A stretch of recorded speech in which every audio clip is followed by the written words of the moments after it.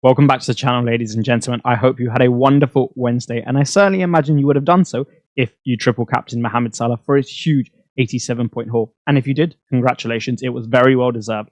And I'm sure many, if not all of you, saw a green arrow primarily resultant of his huge haul.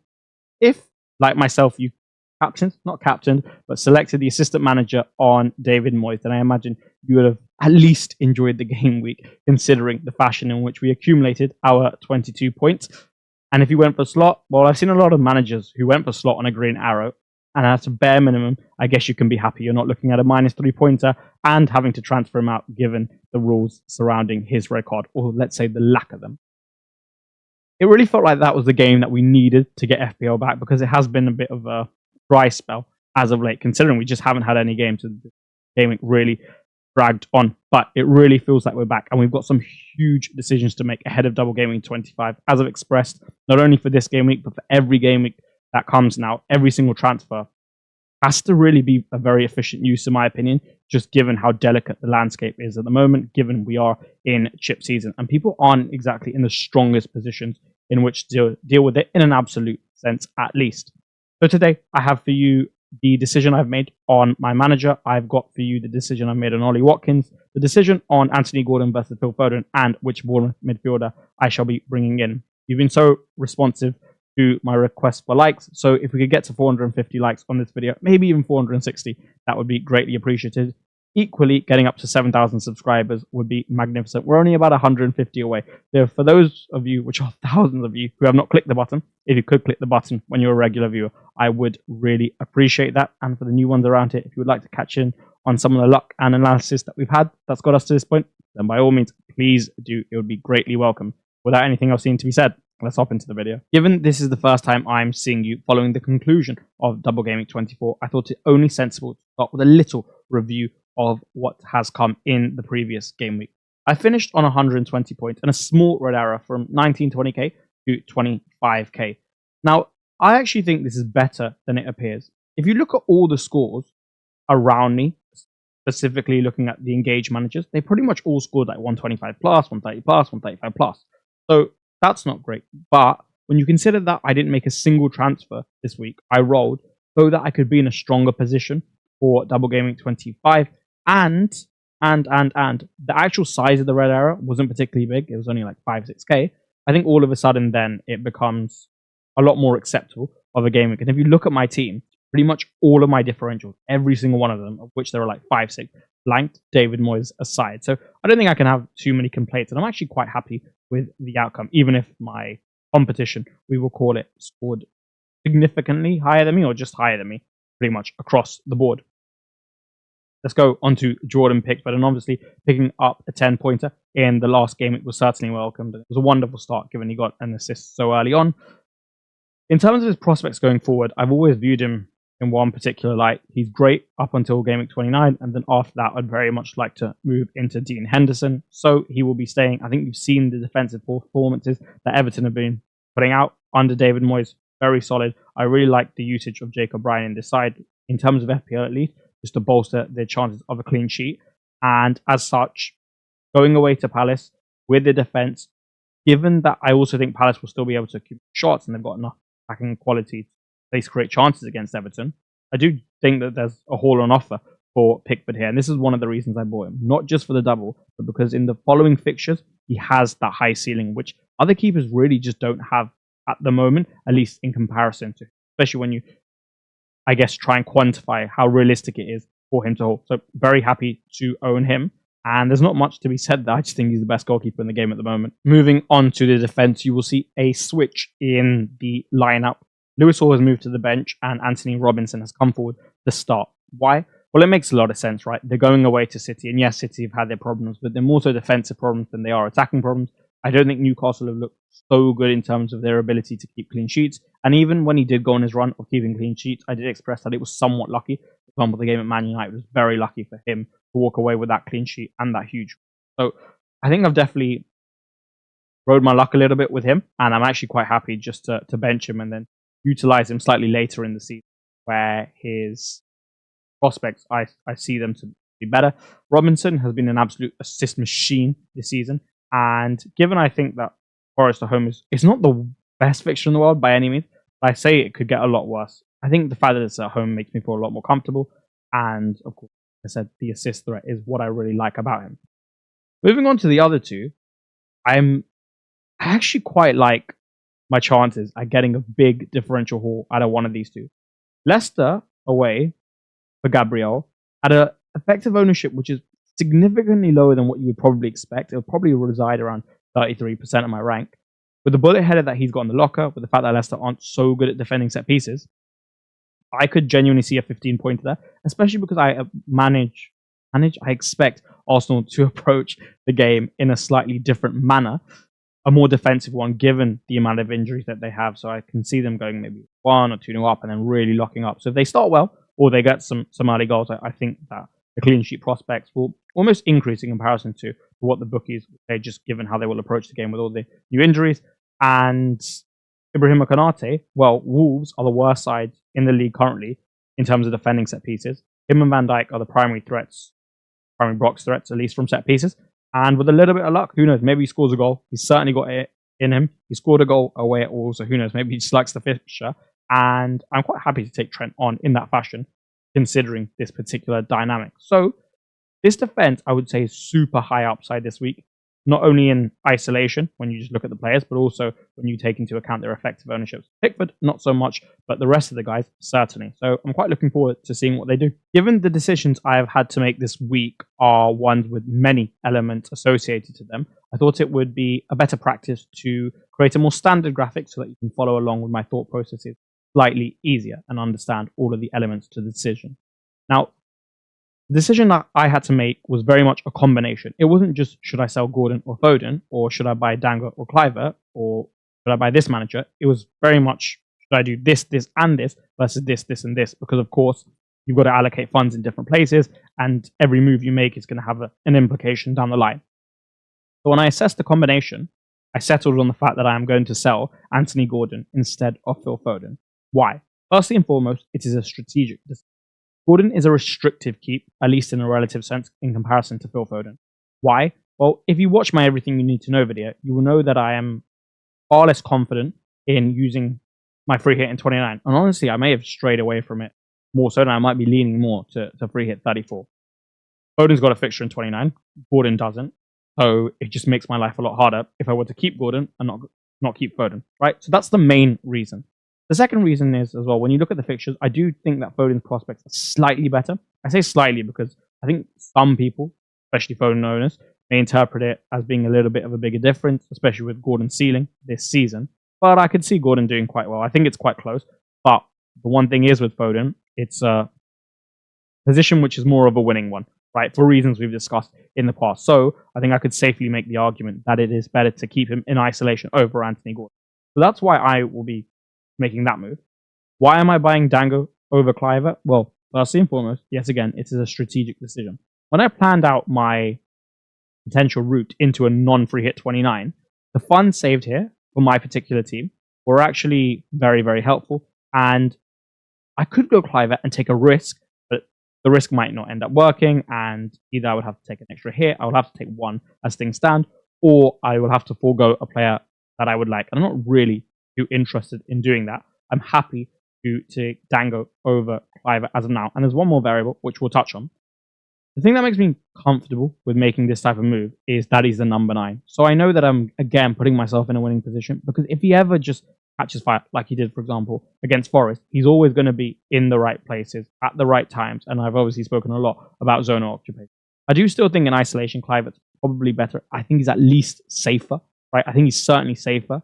And there's so many good things associated to him, as I expressed in yesterday's video. But for my team, I think it makes more sense to go Dango, and I'm quite happy in doing so. And the last variable, which I said I was going to touch on, is there's certainly an element of me using my intuition when it comes to this move.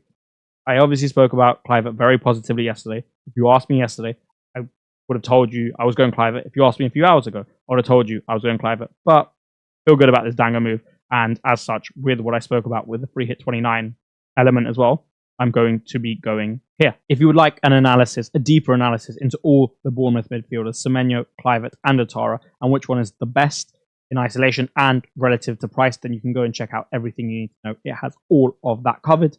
Moving on to their prospects, both Atara, Foden, and the rest of the teams for this particular game week. I mean, Southampton away is obviously a good fixture just in terms of the quality, with respect to the opposition, but also stylistically, they're not your typical side who's battling relegation. They're not super compact and deep.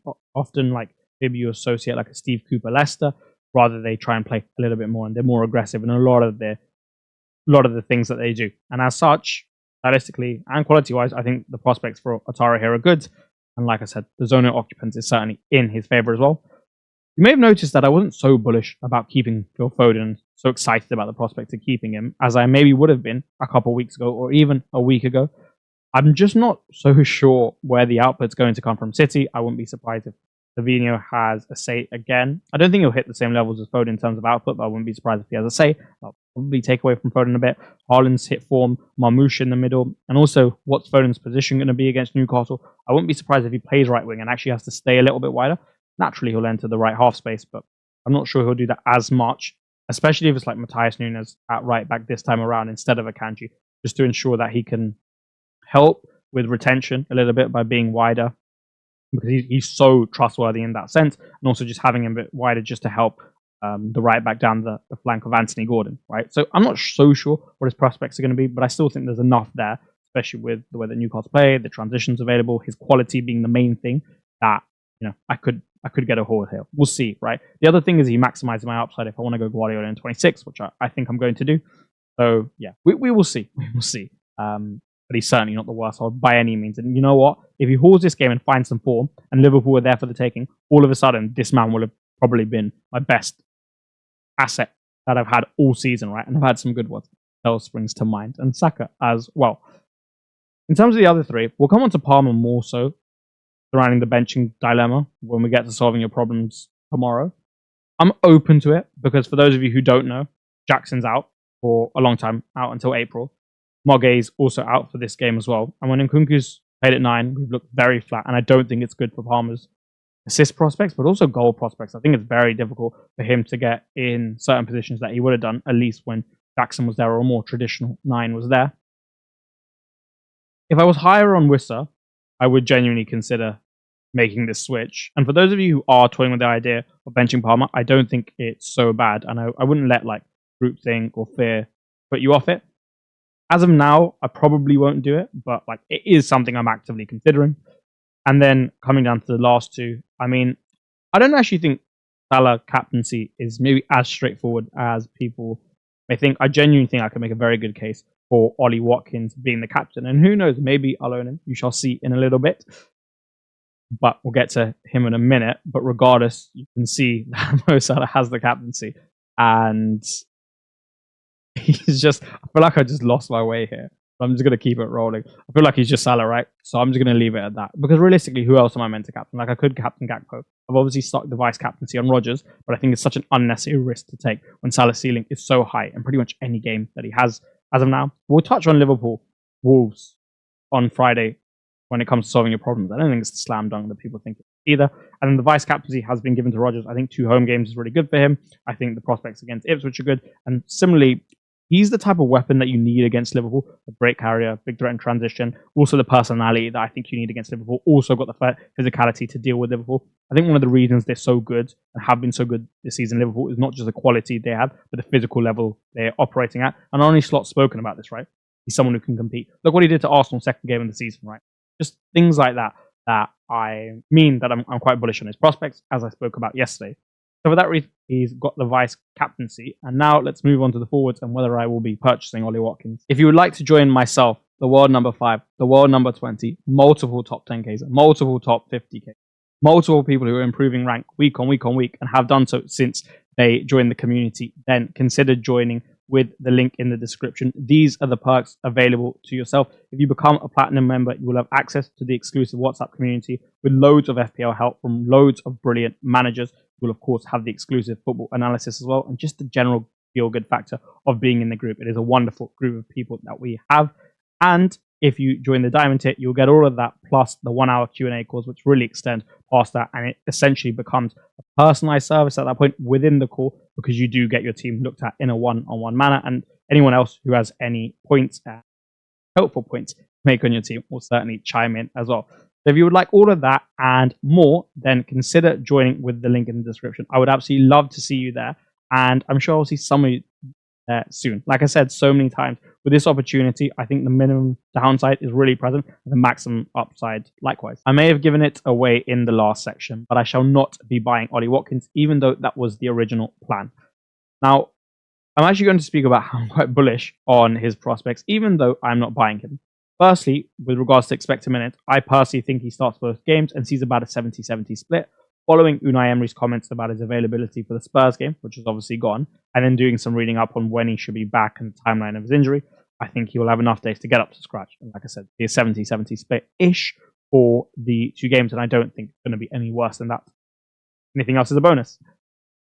Ipswich at home, with all due respect, is just one of the better fixtures you can have at the moment from an attacking standpoint. And as I expressed, I think he's one of the few strikers who can genuinely cause Konate and Van Dijk problems, given his intelligence, movement, threat and transition, and he's just a top striker, right? But he's got the traits as well to hurt them. And then Villa as well, the players that they possess. As I've expressed, I think they can certainly hurt Liverpool.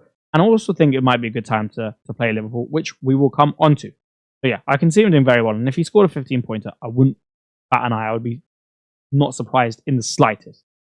However, with my specific team, he again makes not free hitting in 29 harder, because he obviously doesn't have a fixture. And not only does he make it harder, but because of the moves I would have to make, I would almost have to sell Phil Foden and keep Anthony Gordon, who's another blanker. It just makes it so much harder. I'd also have to take a hit for him. But for him to pay that back, I'd have to ensure that the guys I'm selling, for example, in this case, I would be benching Gordon and selling Foden. So basically both of them wouldn't be able to turn big. And if they did, it would be so difficult to pay the hit back. And then on top of that, just in general, because of how difficult he makes my life down the line and the points that I could lose from a strategic perspective and Foden's ceiling, he really would have to put up like a 15-pointer just for me to be able to justify the decision. Be like, yeah, it's a solid one. So for me, I just think it's slightly unnecessary. And as such, I won't be buying him. But if you are in a position where you can buy him, I'm even more open to selling Alexander Isak for him. I think Isak could do well this week and continue to do well. He is, after all, Alexander Isak and serious form. But if you really are bullish on Watkins' prospects for this, you see the 2 home fixtures, you fancy City to do something, you think there's enough upside and you don't want Isak for a while, I don't mind it. I don't hate it in the way that I did prior. I'm more open to it. I'd be very careful, but I am more open to it. That would, of course, mean that someone within the forward line has to go on the bench, and it's not going to be Cody Gakpo because he's got a double game week, and he's got Wolves at home as well. And then secondly, not really going to be Alexander Isak, because I think stylistically it's a good game, and he's also Isak, so I don't really have any interest in benching him. And as I spoke about in everything you need to know, I think West Ham are going to get a result. I think it's going to be difficult for most sides to score quite a few goals against them. For example, the game you saw West Ham Liverpool at their home ground, I don't think you'll see anything close to that Lopetegui style of performance. I think West Ham will be very difficult to score against relative to other teams in the league around their position. So for me, Wissa goes to the bench, and I feel quite comfortable doing that. Realistically, you look at this, and who else would I bench over him? Only Palmer, which I will consider, and I am giving consideration to. But apart from that, I think it's a relatively straightforward move. I will not be having Ollie Watkins in my side, at least 99.9% likely. And the grand reveal, which manager will I be bringing in place of David Moyes? Of course, as you can see on screen, it is Mr. Unai Emery. The game against Everton reinforced the idea that I discussed yesterday in Everything You Need to Know, that if Villa are to go with their compact 4-2-4, which is actually like a 4-2-4-4-3-3 hybrid at times, just given the way that like guys not ball side ends up pressing and following his man, but it doesn't really matter. I think they could get a result against Liverpool. I think they've got the attacking weapons to do that, and I think they have the coach to do it.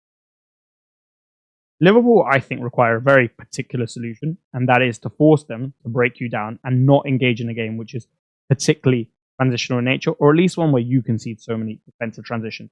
I think, having watched Unai Emery, watched him at home, watched him in these big games, I'm quite confident in saying that he will approach the game with this very narrow, not so much, but very compact 4-2-4, minimal space between the lines. And Liverpool will have to rely on some of their weapons, which aren't as well sharpened compared to some of their others, like the transition threat and the plays they have in that sense, to get them over the line in this game. I also think, given Liverpool's schedule, the fact that it's quite intense at the moment, the fact that they lost at Plymouth, they drew at Everton, the fashion in which they drew to Everton, it's probably not a bad time to play them, just in terms of momentum and energy. And then, of course, he has 2 games. Let's just assume he beats Ipswich, even if like one of the assistant managers I was targeting who has table bonus draws, which would be a pretty good result, right? He's almost matched that, right? So then I'd say I'm playing almost with house money. I also don't think that Wolves is a slam dunk for Liverpool. So against Arnie Slot, I feel like there's a little bit of added security there. Because whatever the bookies have Wolves percentage winner and the percentage of draw, for me personally, it'll be higher. Obviously, I still expect Liverpool to win, but like, I just don't think it's as big of a slam dunk as people are making out to be, or one at all. And so for those reasons, primarily how good of a coach he is, how I think he's going to set them up, how they've got particular attacking weapons to hurt Liverpool, the timing of the game, I'm quite comfortable going Unai Emery. I'm far more bullish on it than I was 2 days ago. I was almost gearing towards it after I filmed everything you need to know. I feel like I kind of talked myself into it when I thought about it from a footballing sense a bit more. Now I feel pretty locked on it. So 99.9%, I will be putting the... What do you even say? I've been given the job to Unai Emery for this particular game week. And that is all she wrote for this video, ladies and gentlemen. A video I thoroughly enjoyed filming. I feel like after the Everton game, just having FPL back, truly back feels wonderful. If you enjoyed the video, please do leave a like on it.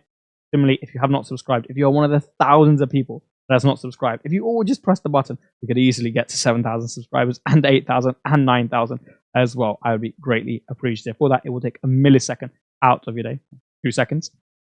I will, of course, have solving your problems for you tomorrow, given it is a Friday deadline. So up bright and early. And in the meantime, have a wonderful day, and I look forward to seeing you then. Goodbye.